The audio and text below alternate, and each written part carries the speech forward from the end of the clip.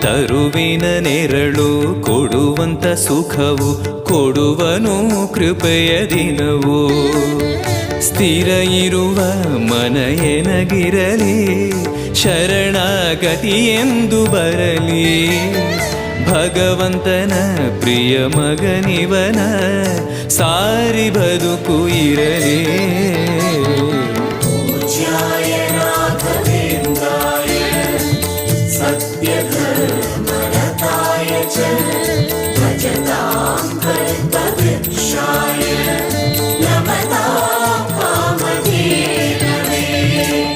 ಆಲಯವೆಂದರೆ ಮಂತ್ರಾಲಯವೇ, ಬೇರೆ ನಾ ಅರಿಯಲಾರೆ.